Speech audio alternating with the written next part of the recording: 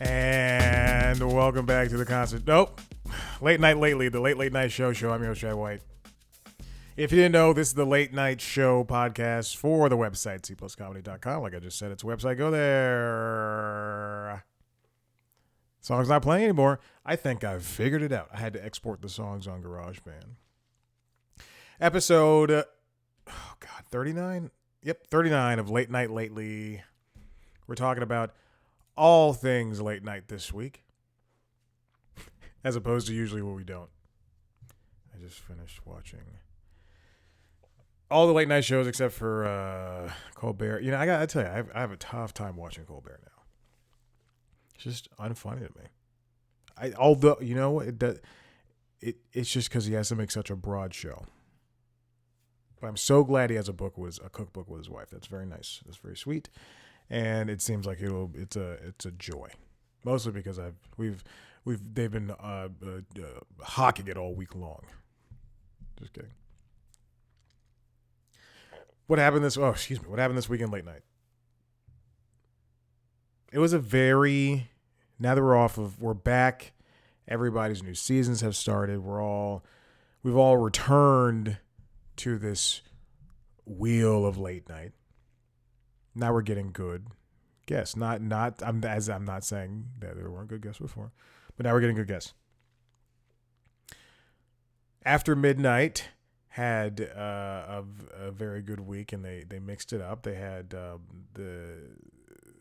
Paul Fahey and who else? Excuse me. God, Jesus. Now the Taylor Ortega, I believe that's her name. And if you can hear it, they're coming by. And Aiden Mineri, I don't want to get her name wrong. Aiden Mayeri. I'm in love with her, and I call her, and I got her name wrong. And that's the director and two actors from the movie Jackpot. A movie starring Awkwafina and John Cena, shot here in Atlanta. A movie I enjoyed. And then only this week did I go to Wikipedia because I saw Paul Fahey on After Midnight. I'm like, oh, I couldn't remember Taylor's name. Today I couldn't remember Aiden's name, but now today Taylor's name. Also, I'd already Googled Taylor before. When you see a pretty face. And I went to Wikipedia. I hate seeing the reception part of movies and TV shows, but I scrolled down to it, and I saw that people didn't like it. It's just what happens when I don't pay attention to that stuff. Anyway, Jay Farrow and Taran Killam were also on there with Marilyn Rice Cub. We had Atsuka on there, Reggie Watts. It's just a very good week. Lake Bell, James Adomian, just a very good week for the cast members, the panels on After Midnight. I think that show has really found its groove. I know it's not like a super produced. I mean, none of them are all super produced, but it took. I think I would say it took Late Night with Seth Meyers a year to find its footing. Fallon, more or less. I can only remember his because I didn't watch him I didn't watch Late Night when he was hosting Late Night, and Conan was. It's like all I knew was Conan and Jay, and that's pretty much it. And Letterman, but I never stayed up late enough to watch those. Anyway,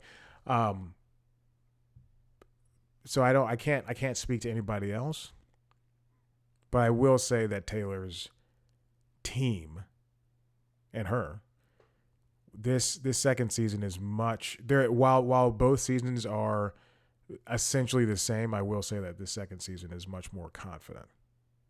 Although this week I noticed during Taylor's monologues, which they did not do last season, but I noticed during Taylor's monologues, she's mentioned twice that she didn't want kids, or twice. And then she also repeated another joke or another premise of a joke of being single and things like that. Maybe we can get off those types of jokes. On Jimmy Kimmel Live, we're coming off of the Emmys. He hosted a show. Seth Meyers did not. Don't think I wasn't mad about that. But it's odd because obviously they had to fly back from LA to New York. But Kimmel's show this week was good. It's the same Kimmel fare. His monologues are the shining parts of that. The Guillermo back-to-back at the Emmys is not getting as much love as it usually does. But I think the red carpet stuff that Guillermo does for like the Oscars is something that's much taken care of. But a big surprise this week was George Clooney and Brad Pitt appearing in a sketch on Jimmy Kimmel Live. And then following that, Clooney was interviewed by Kimmel, obviously. And, sometimes, Oprah came out this week. Oh, yeah, Oprah came this week. That's also something that happened. Oprah came out this week, and she was not interviewed. She was just a part of a promotion or something. And but during the Clooney interview, I thought it was very interesting.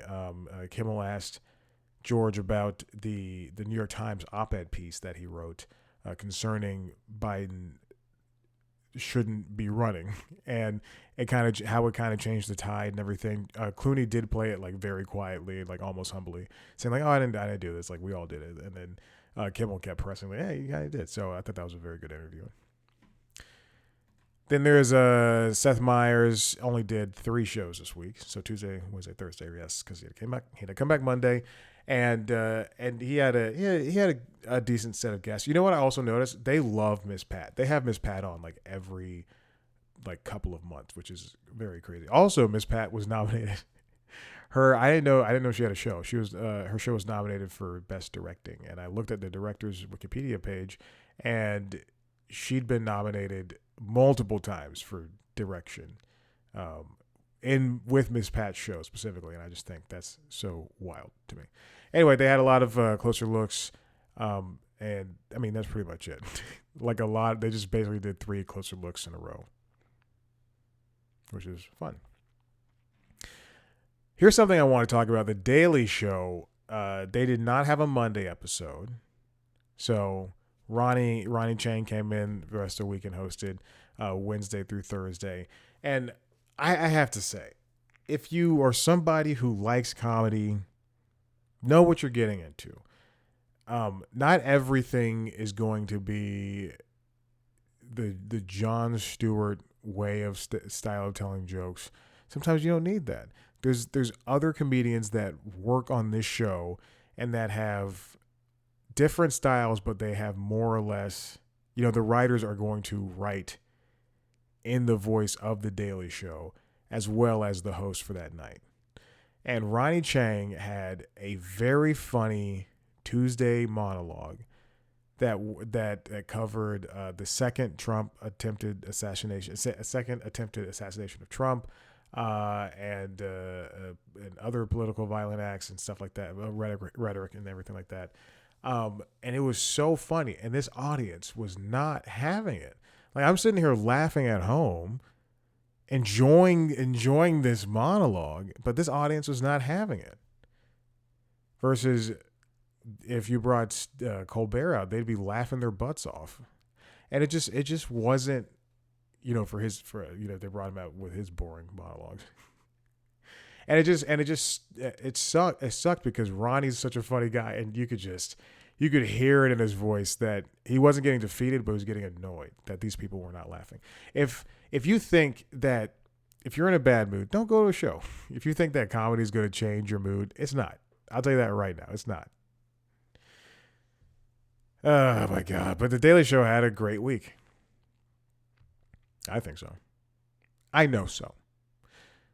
Speaking of Colbert had another week of shows. I've said it before and I'll say it again. He is such a good interviewer when it comes to political skewing people.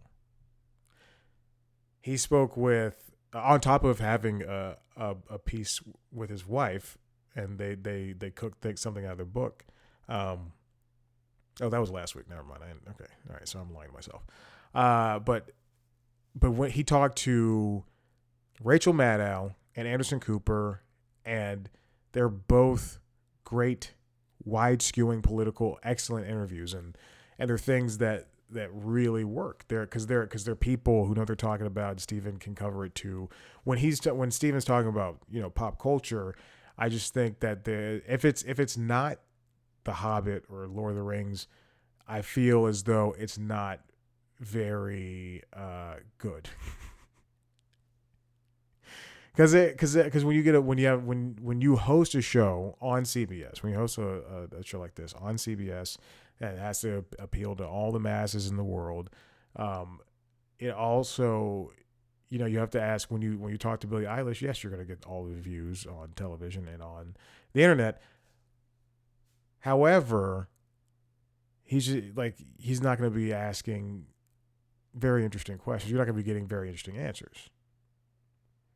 As opposed to Rachel Maddow and Anderson Cooper, who can come on there and talk specifically. And it's not just like political people. I'm talking about like business leaders, CEOs and stuff like that.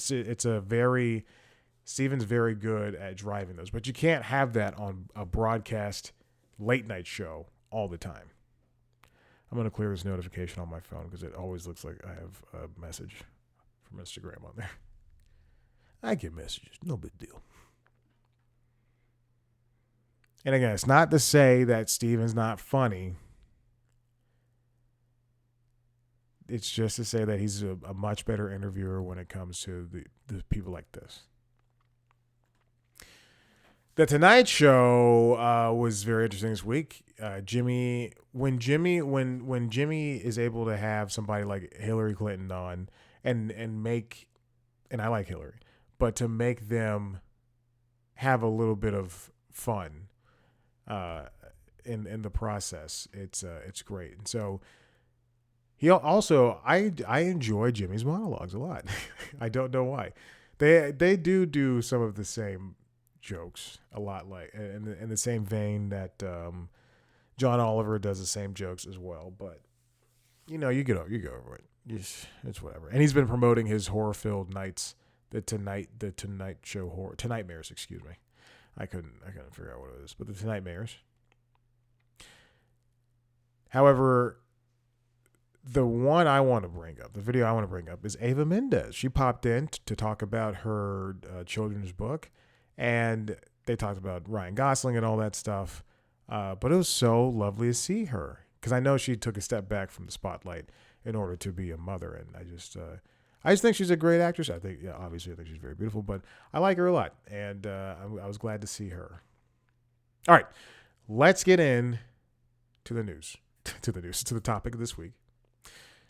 A new show premiered last week on CNN called Have I Got News for You? It's a comedy quiz show that is a U.S. remake of a British show. It airs Saturdays at 9 p.m. on CNN, and I believe at 8 p.m. Bill Maher reruns from the night before air. Have I Got News for You is hosted by Amber Ruffin, Roy Wood Jr., and Michael Ian Black, and you can watch it on Max the following day. So obviously, if you're at home on Saturday night at 9 p.m. and you're watching this show, you got to fix something. Because even if I'm home at 9 p.m. on Saturday, I'm doing something at least somewhat 5% more interesting. Is watching a movie, a Lego Ninjago movie. It's a panel show. It's a game show. And at this point in time, it's weekly. And you know what? I think it's fine. I have not seen a full episode. I've only seen clips. However, this is a show that is super popular in Britain, and it's been going on since the 90s. Here's a piece from the New York Times called Politicians Get Roasted on This Beloved British Show. Can it be a U.S. hit? Written by Alex Marshall.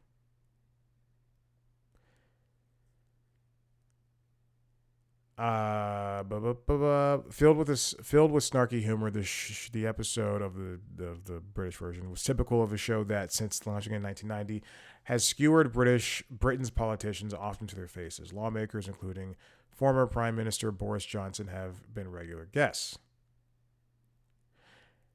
And what an interesting time for this show to launch. You know, if it's a politically based show on a political channel, news channel, for it to launch precariously right before um, the election. I'm so tired, but I'm gonna power through. Also, I just saw an editor's pick New York Times article that I really want to see. I really want to read. I see two, three.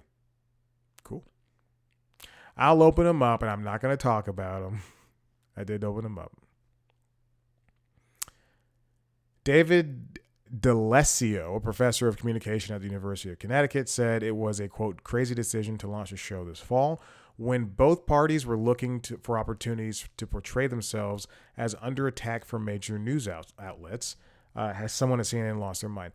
Okay, so I do think this show is fine to have been launched now. It's very interesting that they decided to launch it now, but I mean it's coming in at a time when late night shows, and I know this is a game show, but it's coming in at a time when late night shows have returned to the air. I hit the microphone. It have returned to the air, and this is a good complement to that. This is a much better show, and it's less ill-conceived than the Gayle King and Charles Barkley show, which should not have existed in the first place. The British version of Have I Got News for You has two team captains, Paul Merton, a comedian, and Ian Hislop, the editor of the satirical and investigative magazine Private Eye, make wisecracks about the news with the help of guests who often include politicians or media figures. A guest host awards the points. Now, for this first episode, it was Robin Thede and, oh goodness, who else was there? Robin Thede and, I don't know who this is. Matt Welch. I don't know who that is. Let's Google who Matt Welch is. I assume he's some torp of political commentator. He's a journalist. Libertarian political pundit. So they got a libertarian for the first episode, which is something. Truly. The British version has had people like its in the early 2000s, its future Prime Minister Boris Johnson. It's had a lot of politicians. The first episode of the U.S. show notably did not have any politicians. And Roy Wood Jr. said that he hoped that Nikki Haley, Ted Cruz, Alexandria Ocasio-Cortez, people like that would join.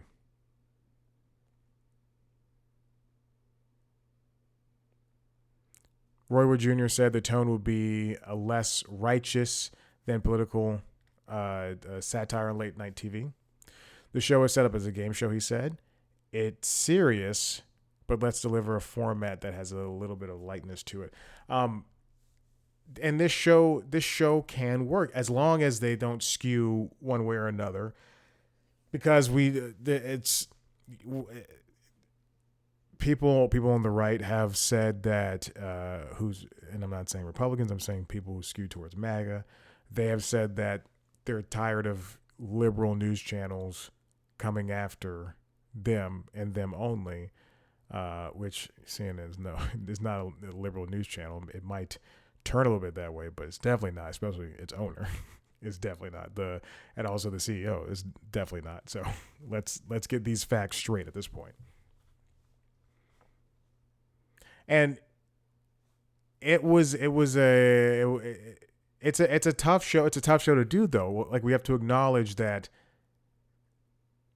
there's the audience for this show would be the ones who enjoyed a show like Crossfire when it was on in the early 2000s. Or Fox News is, I believe Red Eye was a show. I think Fox News Red Eye. Red Eye, yes, Red Eye. I can't believe I just pulled that show, and that's a show that would air at 3 a.m., 2 or 3 a.m. in the morning, but it had a litany of different voices on, and I'm laughing because it like it would have like people like Scott Ackerman from Comedy Bang Bang on, but also politicians and things like that. It's because it was a talk show, more or less. But the for this show to work, for how have I got news for you to work right now on CNN in this political climate, is that it has to dance around in that gray area and not be something that, yes, we tack the left and the right and things of that nature, but it also just has to have a point. And I think because I think that CNN is looking at this and they're going to be comparing it to the whole story with Anderson Cooper. They're going to be comparing it to the other one-off shows that are on the platform, that on CNN platform rather, that don't fit in with the 24-hour news cycle notion that is CNN.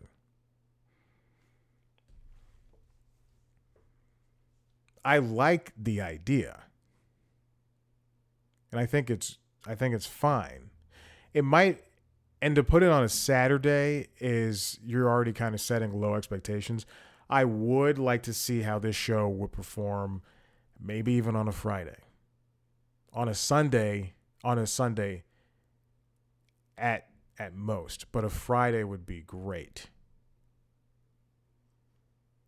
because it is more of an improv style show. If you have comedians, especially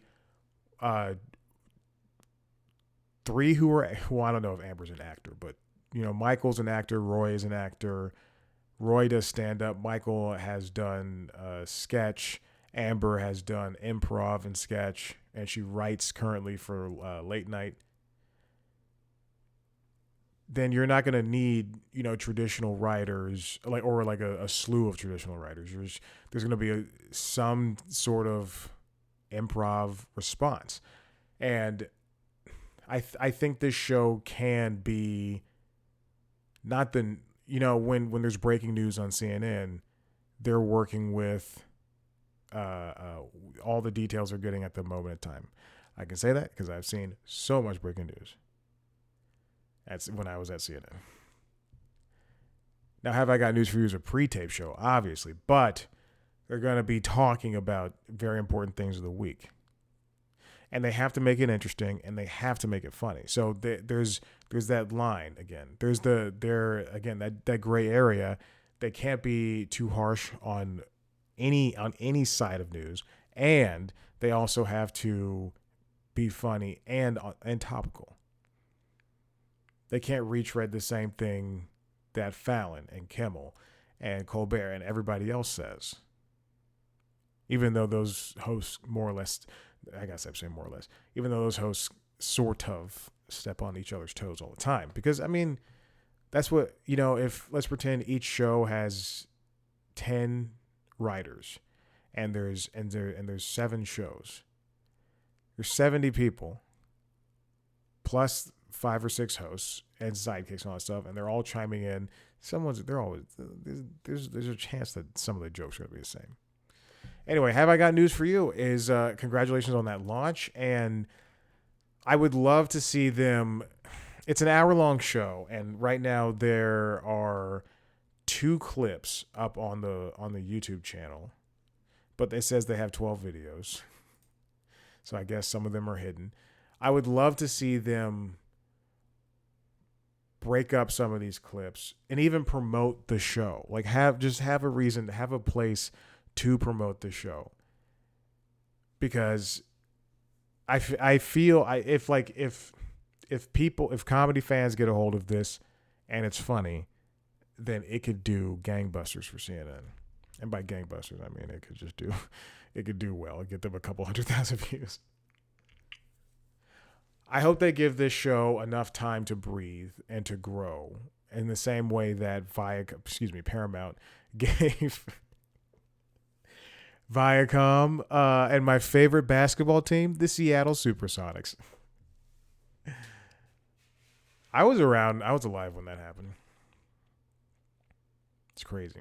I was alive. Oh, God, when Atlanta lost the hockey team. I used to love going to hockey games here. And now that I live in the city, I can't go to a hockey game. Can't even go to a baseball game. Still have football and basketball, which is nice. And I guess soccer. But I do want to see this show succeed. And having a Saturday night 9 p.m. time slot means that, you'll be lucky if you get 100,000 viewers. 100,000, 200,000 viewers, and then next day streaming. So the live plus 3 day, I'll be happy if they get 500,000. But let's not put lofty expectations on this, thinking it's going to be everything they need it to be. CNN. All right, listen, if you like what you heard here, head to the website, cpluscomedy.com, where you can see me talk to some of your favorite famous people. If you want to see a video version of this show, head to youtube.com/cpluscomedy, where you can see me on the other podcasts as well, the Constitutionals podcast, which is the entertainment business news podcast, and LinkedIn Logs, which is the jobs podcast. Follow us on TikTok, Twitter, Instagram, and Facebook. Subscribe to those podcasts where you get your podcasts. Follow us on TikTok, Instagram, Facebook, and Twitter at CPlusComedy. Me at Chad Black White. Thank you so much for listening. Bye.